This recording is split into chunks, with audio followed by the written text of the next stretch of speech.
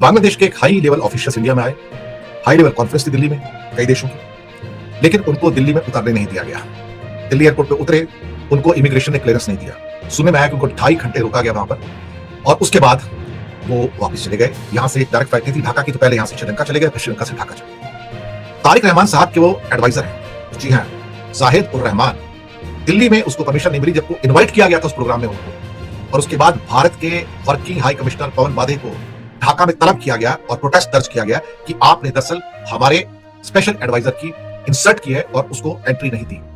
इसको एंट्री न मिलने पर इसके ऊपर कंट्रोवर्सी बढ़ती चली जा रही है, और बांग्लादेश की फॉरेन मिनिस्ट्री ने भारत के साथ कड़ा प्रोटेस्ट जताया है। और सोमवार को भारत के कार्यवाहक हाई कमिश्नर पवन बाधे को बुलाया गया। भारत की ओर से अब इसके ऊपर कोई प्रतिक्रिया नहीं, लेकिन India seems to be on the back foot on this one. ये भी नहीं बताया गया कि आपने जाहिद उर रहमान को इंडिया में एंट्री क्यों नहीं दी जबकि वो फॉरेन मिनिस्ट्री के इनवाइटी थे। दिल्ली एयरपोर्ट से शुरू हुआ एक विवाद अब ढाका में गूंज रहा है। हुआ क्या? हुआ ये कि बांग्लादेश के जो पीएम है, उनके जो सलाहकार हैं, उन्हें दिल्ली एयरपोर्ट में प्रवेश करने की अनुमति नहीं दी गई, साफ साफ मना कर दिया। इसके पीछे क्या कारण हो सकता है उस पर भी बात करेंगे, लेकिन अब इसकी वजह से दोनों देशों के बीच जो है वो तनाव बढ़ गया है पूरे मामले को लेकर। ऐसी घटिया हरकतें भारत से ही एक्सपेक्ट की जा सकती हैं कि एक बंदे को एज अ गेस्ट अपने मुल्क को बुलाओ और फिर 3-3 घंटे उसे जलील करो दिल्ली एयरपोर्ट पर।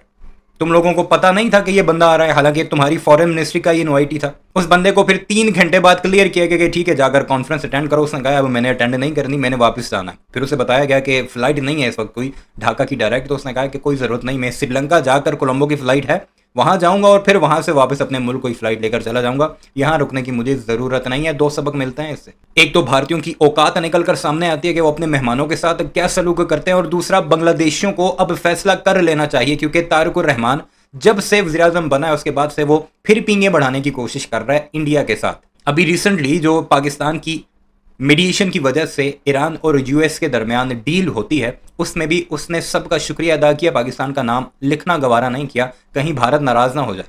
और भारत क्या कुछ कर रहा है, ऐसे जलील कर रहा है उसके मंत्रियों को। एडवाइज़र क्या होता है, एक वजीर के बराबर होता है। और फिर वो बॉर्डर्स पर क्या कुछ कर रहा है वेस्ट बंगाल में। तो इन बंगालियों को भी अब अकल आ जानी चाहिए कि इतना सब कुछ तुम्हारे साथ ये कर चुके हैं और ये बीएनपी फिर जो है वो पींगे बढ़ाने की कोशिश कर रही है। तो ये एक अच्छा जवाब है। मैं कुछ ट्वीट्स आपको दिखा देता हूँ, वहाँ पर कुछ कहानी वाज़ेह हो जाएगी। बांग्लादेशी काफ़ी गुस्से में है, काफ़ी प्रोटेस्ट कर रहे हैं। जमात इस्लामी और जो दूसरी तंजीमें हैं अपोजिशन की, उनका तो बाकायदा ये मुतालबा है कि बेदखल किया जाए भारतीय हाई कमिश्नर को इसके जवाब में कि उसने ह्यूमिलिएट किया है हमारे एक मिनिस्टर को दिल्ली एयरपोर्ट में खुद बुलाकर। बहरहाल ये ट्वीट्स मुलाहिजा कीजिए। साउथ एशिया इंडेक्स लिखता है in a major embarrassment for the Bangladesh government, adviser to PM Zahid ur Rahman was detained at Delhi airport. Zaid, who was on an official visit to India, was detained by immigration staff for almost 3 hours. 3 घंटे तक उसे रोका रहा. He was later allowed to enter India, but Zaid Rahman decided to leave and return to Bangladesh. यानी उसने इनकार कर दिया और लीव कर दिया इंडिया को। अब ये एक बांग्लादेशी का ट्वीट देख लेते हैं, वो क्या कहता है। Bangladesh summons Indian diplomat after PM aid stopped at Delhi airport. A diplomatic row has erupted after Dr. Zaid Ur Rahman, an advisor to Bangladesh PM Tariq Ur Rahman, was Minister of State rank, was held for over 2 hours at Delhi IGI airport during immigration check. Rahman was in India to lead Bangladesh delegation at an Indian Ocean Rim Association meeting, but choose to return to Dhaka instead of continuing this visit. यानी उसने continue नहीं किया और India को leave करना बेहतर समझा। Bangladesh has formally conveyed its deep disappointment to India, while reports suggest Rahman's name was flagged on a security watch list, possibly due to a database or technical issue. यानी उनके database में कोई उसका नाम blink किया जिसकी वजह से उसे रोका गया, हालांकि वो खुद इनवाइटी था भारतीयों का ही। Bangladesh summons India deputy high commissioner over stopping of Bangladesh prime minister adviser Zahid at Delhi airport. नीचे उसने पिछले ट्वीट में वही रिपोर्ट दिया कि उसे स्टॉप किया गया। इसके अलावा बेशुमार ट्वीट्स हैं बांग्लादेशी सोशल मीडिया पर ट्रेंड चला रहे हैं इंडिया के खिलाफ, और ऐसा ही होना चाहिए। बट बांग्लादेशियों को फैसला कर लेना चाहिए कि अब भारत या फिर पाकिस्तान। बांग्लादेश ने उप उच्चायुक्त को तलब भी किया है और इस पर जवाब भी मांगा है। अब इसी बीच कुछ वीडियो सामने आ रहे हैं। कहा जा रहा है कि पीएम के जो सलाहकार हैं वो लगातार ही बीजेपी और उनकी पार्टी, उनके नेताओं की पोल खोलते रहे। पोल खोलने का मतलब यहाँ पर यह है कि भारतीय जनता पार्टी लगातार ही बांग्लादेश में हो रहे हिंदुओं पर अत्याचार इससे लेकर रोना होती है। यहाँ तक कि यहाँ के चुनावों में इस तरह की बातें कही जाती है। ये मुद्दा बनाया गया कि बांग्लादेश में हिंदुओं पर अत्याचार हो रहे हैं, लेकिन उनके अपने देश में क्या हो रहा है, अपने राज्य में क्या हो रहा है, इस बात से वो बेखबर होने का नाटक करते हैं। यहाँ पर पीएम के सलाहकार भी लगातार उन पर इसी तरह के आरोप लगाते रहे, आलोचना करते रहे। शायद यही वजह है कि उन्हें दिल्ली में प्रवेश की अनुमति जो है वो नहीं दी गई, जिसे लेकर अब दोनों देशों के बीच जो है वो तनाव बढ़ गया है। अब दोस्तों इसमें एक ऐसी बात हुई है जिसकी वजह से पूरे बांग्लादेश में हाय तौबा मचा हुआ है। हमारी मीडिया भी हालांकि इसे कवर करना शुरू कर दी है, लेकिन कल शाम से ही बहुत ज्यादा अगर आप देखें तो बांग्लादेश में हल्ला चल रहा है। और सुबह सुबह आज अखबार का फ्रंट पेज देखेंगे तो यही मुद्दा है। दरअसल दोस्तों बांग्लादेश के अगर आप देखें तो पीएम तारिक रहमान के एडवाइजर ऑन फॉरेन पॉलिसी है, जिनको आप यहां पे तस्वीर में देख रहे हैं, ज़हीर उर रहमान।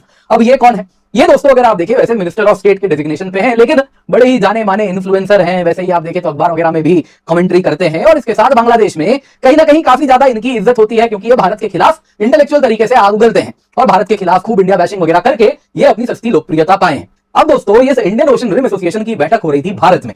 अब भारत में जो बैठक थी तो इसी में बांग्लादेश ने इनको अपना रिप्रेजेंटेटिव बना के भेजा था।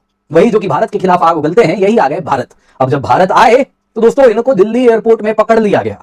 पकड़ा क्या गया बेसिकली दोस्तों, इनका जैसे ही नाम अपने ऑन अराइवल चेक किया गया तो सिक्योरिटी वाली चीजें जो रहती हैं नाम के साथ वो कहीं ना कहीं फ्लैग हो गई। इनका नाम ऑलरेडी डेटाबेस में था, ज़हीर उर रहमान भारत के खिलाफ रोज आग उगलते थे और इसके साथ इनकी हुई लंबी पूछताछ। कहा जाता है 2.5 से 3 घंटे इनकी पूछताछ चली है।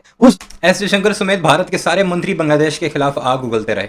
नरेंद्र मोदी तक बोला, बेशुमार मंत्री गालियां तक बकते रहे। वो जो हिंदुओं के ऊपर हमलों का झूठा प्रोपेगेंडा किया जाता रहा। अब अगर कोई भारतीय बांग्लादेश जाएगा तो क्या इन्हें भी वही सलूक करना चाहिए? करना तो चाहिए मेरे ख्याल में। वैसे एस जयशंकर गया था तारिक उर रहमान को मुबारकबाद देने जब वो प्राइम मिनिस्टर बना था। वहां पर तो उसने पाकिस्तानी पार्लियामेंट के स्पीकर अयाज सादिक से हाथ भी मिलाया था, गपशप भी मारी थी। इनके अपने सिलेक्टिव किस्म के ना असूल हैं। क्रिकेट में हाथ नहीं मिलाना, पॉलिटिशियंस मिला सकते हैं। कमेंट्री भी पाकिस्तानियों के साथ करनी है, उनके साथ गप्पे शप्पे भी मारनी है, खेलना कूदना भी है जो रिटायर्ड हो चुके हैं, और पॉलिटिशियंस का भी मिलना है। और इधर भी बांग्लादेश में खुद चले जाना है और उनका कोई आए खुद इनवाइट किया हो उसे इस तरह जलील करना है, अपने आप को बड़ा दिखाना। ये घटिया हरकतें भारतीय ही कर सकते हैं। जब लंबी चली तो उसके बाद फाइनली कुछ ऊपर से कॉल वॉल आया काफी देर बाद। उसके बाद इनको कहा गया अच्छा चलिए जाइए मीटिंग अटेंड कर लीजिए। ये हो गए नाराज, ये बोले मैं नहीं जाऊंगा मीटिंग में, मैं जा रहा हूं वापस बांग्लादेश में, जाऊंगा वापस ढाका। कहा कोई फ्लाइट नहीं है, बोले मैं कोलंबो के रास्ते वापस चला जाऊंगा। तो ये फिर कोलंबो के रास्ते वापस ढाका चले गए। जो कॉन्फ्रेंस थी यहां पर, उस कॉन्फ्रेंस के अंदर, और वो कॉन्फ्रेंस भी फॉरेन मिनिस्ट्री की थी, मुझे लगता है कि इसके ऊपर बहुत कड़ी नाराजगी बांग्लादेश ने जाहिर की है। और वहां पर उनके जो फॉरेन मिनिस्टर हैं खलील उर रहमान, उनका कहना है कि this is very unfortunate and very unexpected event which has happened in Delhi that you have stopped our own envoy who has been invited here. Bangladesh की फॉरेन मिनिस्ट्री के जो स्टेट मिनिस्टर वो ओबेद इस्लाम है, शमा ओबेद इस्लाम, उनका कहना था कि दिल्ली एयरपोर्ट पर प्राइम मिनिस्टर के एडवाइजर के साथ जो सलूक हुआ है उसकी किसी को उम्मीद नहीं थी। हम इसके बारे में सारी की सारी डिटेल्स मंगवा रहे हैं और हम ये देखना चाहते हैं कि कौन से ऐसे रीजन थे जिसके कारण ज़ाहिद उर रहमान को दिल्ली में एंट्री करने से रोक दिया गया। बाद में पता लगा कि बिल्कुल लास्ट मोमेंट जब काफी घंटे गुजर गए दिल्ली में कि उनको लास्ट मिनट पे कहीं उनको एक परमिशन दिल्ली से आ गई थी, फॉरेन मिनिस्ट्री से वो परमिशन आ गई थी। लेकिन उस टाइम तक शायद उनका इतना ज्यादा क्या कहते हैं कि इंसल्ट हो चुका था, ह्यूमिलेशन हो चुका था कि उन्होंने इंडिया में क्या कहते हैं कि एंटर करना ही मुनासिब नहीं समझा। अब सवाल ये पैदा होता है कि आप कर क्या रहे थे वहां पर? अगर इंडिया के ऑफिशियल इन्वाइटी थे, फॉरेन मिनिस्ट्री के द्वारा ऑफिशियल इन्वाइटी